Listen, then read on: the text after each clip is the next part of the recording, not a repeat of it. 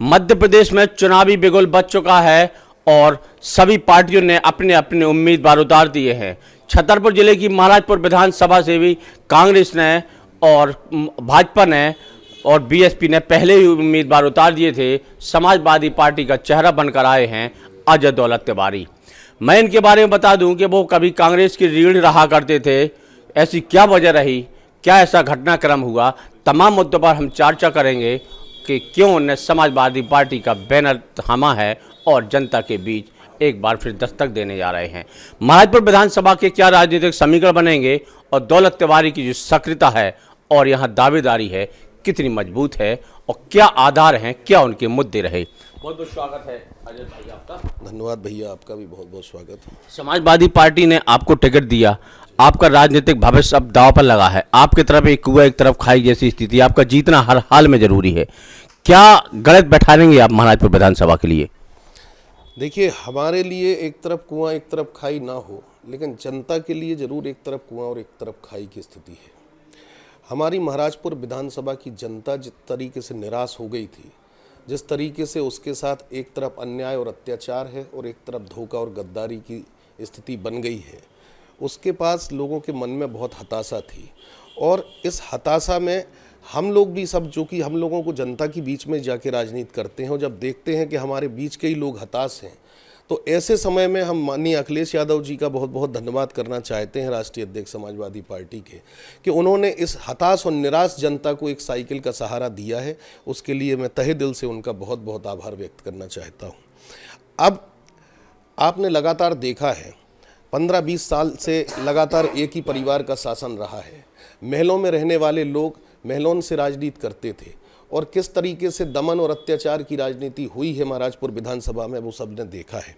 दूसरी तरफ जिनको मौका दिया गया उनके साथ भी क्या स्थिति हुई, भ्रष्टाचार और गद्दारी और धोखेबाजी की जो स्थिति रही है पूरे 5 साल, आप देख सकते हो। मतलब एक एक विधायक एक बनता है, 20-20 गाड़ियों में विधायक लिखा के लोग घूमने वाले लोग, उस विधानसभा विधायक की पट्टी का दुरुपयोग करने वाले लोग। तो मेरा ऐसा मानना है कि लोकतंत्र में पद की पहचान व्यक्ति से होती है, ना कि व्यक्ति की पहचान पद से होती है। मैं तो, हमारे परिवार में कई वर्षों से लोग बाग पद पे रहे हैं, कभी आपने हमारी कोई गाड़ी पे नेम प्लेट भी नहीं देखी होगी, क्योंकि मेरा ऐसा मानना है कि हम जनता के बीच में जाके काम करते हैं, उनके बीच के सेवक हैं, तो उसमें हमें अपना पद बताने की उनको आवश्यकता नहीं है। अच्छा, आप बार बार अपने बयानों में बार बार कहते हैं कि भाई हमारी गद्दारी हुई है, धोखा हुआ है। क्या संकेत हैं, किसकी ओर संकेत हैं? और आपके बार बार, आप हर बार इंटरव्यू में, हर बार बयानों में यही कहते हैं कि हमारे साथ गद्दारी हुई, क्षेत्र के साथ गद्दारी हुई, हमारे साथ धोखा हुआ, क्षेत्र के साथ धोखा हुआ। किस ओर संकेत हैं आपके? आपको सारी जानकारी है। क्या दोस्त था हमारा, क्या दोस्त था? पार्टी ने हमें सिंबल दिया, पार्टी ने मैंडेट दिया, सारे पार्षद थे कांग्रेस के। फिर कौन लोग थे, क्या हुआ? मतलब एक शर्म आनी चाहिए। कोई आम व्यक्ति भी होता है, जिस तरीके से जो कर रहे थे और उसके बाद भी हमारे साथ पीछे से पीठ पीछे छुरा घोंप रहे थे। तो ये छुरा दौलत तिवारी के पीठ पीछे नहीं घूम रहे थे, ये नौगांव की जनता की जो आवाज़ थी, जो नौगांव की जनता का जो मन था, ये छुरा नौगांव की जनता की जो विश्वास को छुरा घोंपा है। नहीं, लेकिन भैया वो कह रहे कि भैया उनका अकड़ था, अकड़ के कारण कोई पार्षद जाना नहीं चाहता था, मजबूरन मुझे मैं क्या करता, मैं साइलेंट मूड में हो गया। उनसे भी सवाल किए गए इस बात के। कौन सी अकड़ और क्या सवाल के जवाब देंगे? जो व्यक्ति स्टेटमेंट देता है कि मेरी माँ सुनती नहीं है, मेरी माँ से मेरी बात होती नहीं है, संगठन में मेरी चलती नहीं है, पार्षद मेरी सुनते नहीं है, ये जवाब है? मतलब जनपद चुनाव में क्या हुआ? केवल एक नौगांव अकेले की बात है? अपने शिक्षा के व्यापार बचाने के लिए कांग्रेस को गिरवी रख दिया भारतीय जनता पार्टी के हाथों में।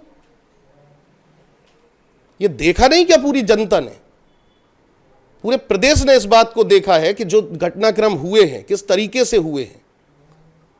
एक विधायक की मां अगर चुनाव लड़ती है और वो अपना वोट भी भारतीय जनता पार्टी के व्यक्ति को देती है, ये देखा नहीं किसी को। क्या हुआ जिला पंचायत के चुनाव में, क्या हुआ नगरीय निकाय के चुनाव में? केवल नौगांव भर की बात है।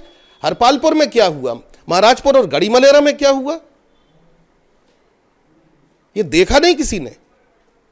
ये कांग्रेस पार्टी का जो ईमानदार कार्यकर्ता था, ये उस ईमानदार कार्यकर्ता की पीठ में छुरा घोंपा है। आज जहां जहां की जनता में जो एक मैंडेट था, जनता अपना नेता चुन चुकी थी, चाहे जहां के निकाय हो, उसका एक जनमानस में मन बन जाता है कि आज हम हमारे शहर के लिए, हमारे यहाँ की व्यवस्था को सुधारने के लिए हम फला व्यक्ति को चाहते हैं। और जब उस व्यक्ति को न बनने देने का जो लोग काम करते हैं, ऐसे लोगों को जनता जवाब देगी। स्थानीय देखा जाए तो नौगांव में नगर में युवा चेहरा पहली बार कोई पार्टी दल से मौका मिला है।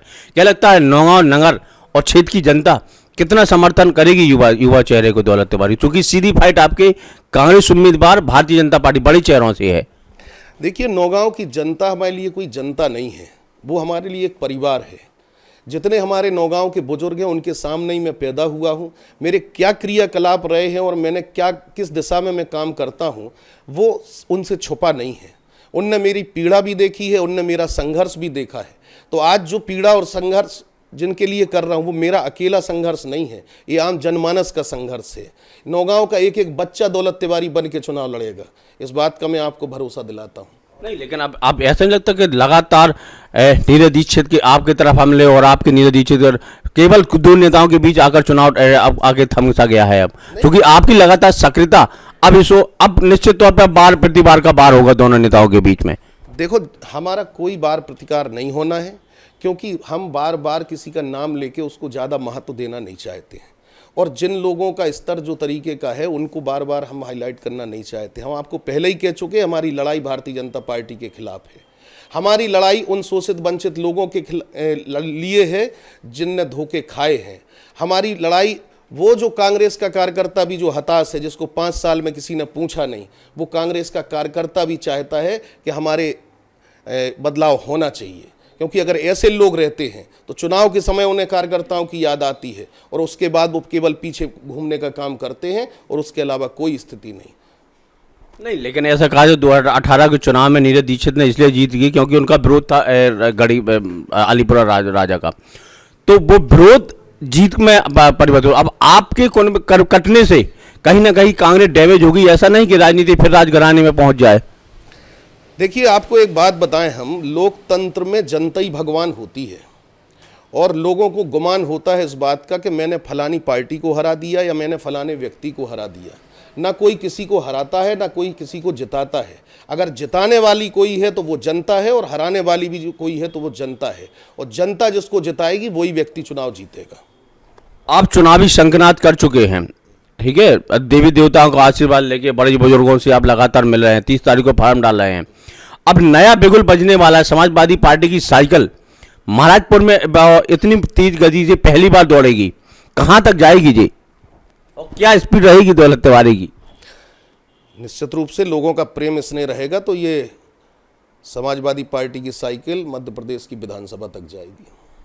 अच्छा, महाराजपुर विधानसभा में ऐसे क्या समीकरण बनेंगे और क्या ऐसे मुद्दे हैं जिन मुद्दों को यदि पार्टी जनार्दन का आशीर्वाद मिलता है आपको तो वो प्रमुखता से आप उठाएंगे, जिनको कांग्रेस कार्यकाल में या भारतीय जनता पार्टी के कार्यकाल में नहीं हो पाए, वो आपके संज्ञान में हो, और वो बहुत जरूरी है महाराजपुर विधानसभा के खासतौर में क्षेत्र के विकास के लिए?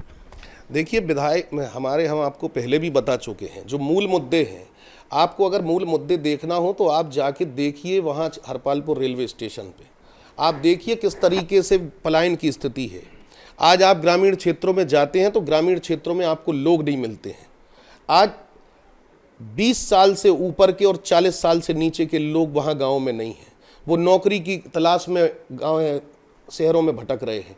केवल बुजुर्ग और बच्चे और केवल महिलाएं गांव के अंदर मिलेंगी आपको, ये स्थिति है। तो पहला प्रयास तो हमारा ये होगा कि हम उस चीज़ की आवाज़ उठाएं कि ये हमारा यहाँ का पिछड़ा क्षेत्र है, तो यहाँ कोई ऐसे रोजगार के संसाधन हो जिससे कि लोगों को पलायन से मुक्ति मिल सके।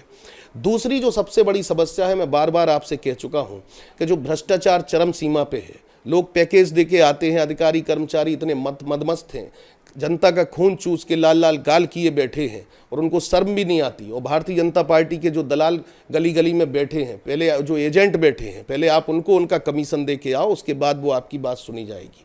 तो इस तरीके की व्यवस्था है। आज लोगों का बहुत बड़ा काम नहीं पड़ता विधायक से, आज लोगों का काम पड़ता है सेक्रेटरी से, लाइनमैन से, आदमी का रोजगार सहायक से, आदमी का पटवारी से, तहसीलदार और एसडीएम से भी लोगों का बहुत बाद में काम पड़ता है। तो आज जिस तरीके से उनको भ्रष्टाचार का सामना करना पड़ता है, निकायों में देखो आप, लोगों को अगर कोई आवास की व्यवस्था है तो उसमें पैसे देना पड़ते, तो जो शासकीय योजनाएं आती हैं उन शासकीय योजनाओं का लाभ लोगों तक सीधे पहुंचे और उनमें भ्रष्टाचार ना हो, इस बात का हमारा प्रयास रहेगा। उसकी मॉनिटरिंग करने का काम विधायक का होता है। और जिन लोगों ने ये नहीं किया, जो उनसे सेठ रहे और उनके साथ हिस्से में भागीदार रहे, तो उसी का कारण है कि आज वो अधिकारी कर्मचारी मदमस्त घूम रहे हैं। तो हमारा दूसरा प्रयास तो ये है कि इस चीज़ से मुक्ति दिलाना है। उनको ये भय होना चाहिए, उनकी कोई मॉनिटरिंग कर रहा है, उस बात को देखने वाला कोई होना चाहिए। लेकिन पूरा सिस्टम इससे जकड़ा हुआ है भ्रष्टाचार से, उसको एक अकेले दौलत तिवारी कैसे उसे भैया तोड़ पाएंगे? निश्चित रूप से जब दौलत तिवारी उस भ्रष्टाचार में हिस्सेदार नहीं होंगे तो निश्चित रूप से तोड़ पाएंगे, क्योंकि जब हिस्सेदार हो जाते हैं तो फिर जब चौकीदारी हिस्सेदार हो जाए तो फिर आप किसी से उम्मीद नहीं लगा सकते हो। तो हमारा काम चौकीदारी का है, हमें चौकीदारी करना है कि हमारे किसी जनता के व्यक्ति के साथ अत्याचार और लूट ना हो। तीसरी बात है, पेयजल पानी की बहुत समस्या है, चूंकि कृषि पे आधारित हमारा क्षेत्र है, उसकी बात है। उसके लिए भी कोई योजना आती है तो उसमें देखो आप भ्रष्टाचार चरम सीमा पर।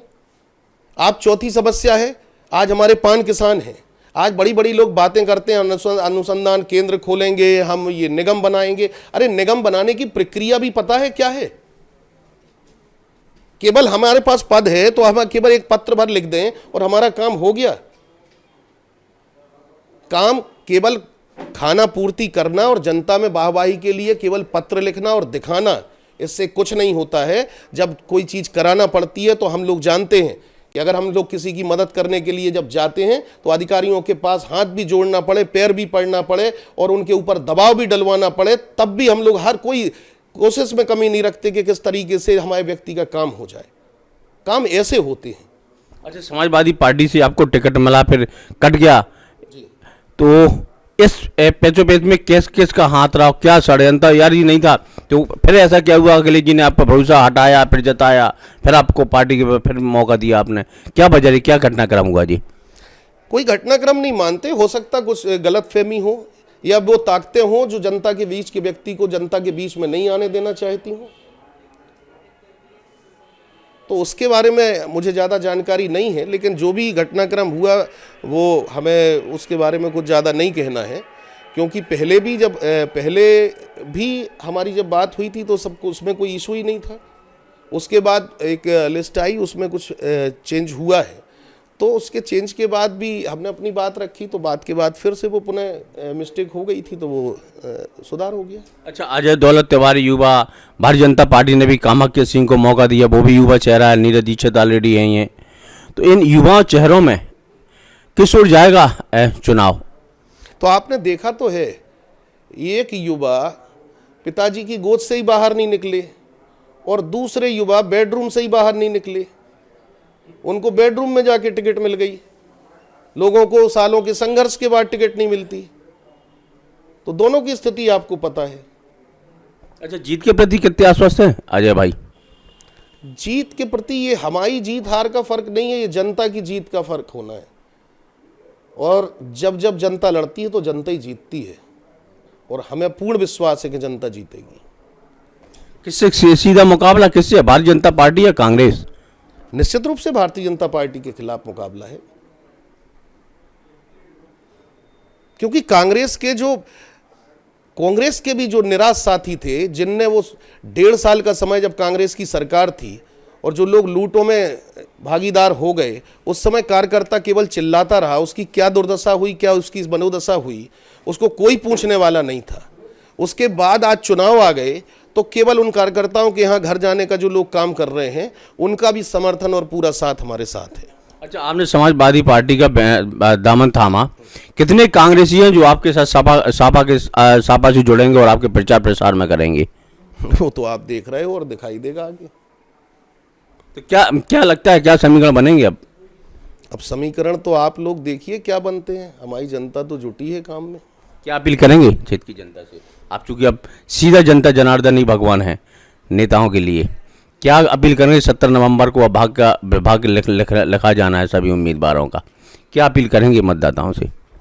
देखिए, हमारी क्षेत्र की जनता हमारा परिवार है और अपने परिवार के बीच में आपका बेटा, आपका भाई इस बात को कह रहा है कि आप सब ने जो साहस बंधाया है, निश्चित रूप से आप सब बधाई के पात्र हैं।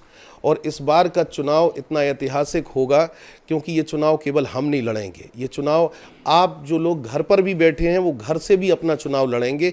और निश्चित रूप से एक बार अपने भाई को भरोसा करके आप हिम्मत दीजिए। हम जीवन में कभी आपको पीठ दिखाने का काम ना कभी किया है और ना करेंगे। और जनता के लिए और क्षेत्र के लिए आप जहां कहोगे हम हमेशा आपके साथ कंधे से कंधा मिलाकर खड़े रहे हैं और हम खड़े रहेंगे। चलिए, हमारे साथ समाजवादी पार्टी के युवा चेहरा थे अजय दौलत तिवारी, जो इस बार महाराजपुर विधानसभा से चुनावी मैदान में हैं। कांग्रेस में कभी लीडर रहा करते थे, लेकिन टिकट न मिलने के कारण समाजवादी पार्टी से एक बार फिर जनता के बीच हैं और उन तमाम मुद्दे, तमाम समस्या को पटल पर रखने का दावा और वादा कर रहे हैं। अब देखना होगा 17 नवंबर को जनता जनार्दन किसके सर पर ताज बांधती है। तो बने रहिए महाखबरी न्यूज के साथ। मैं हूँ राघव रिछारिया। नमस्कार।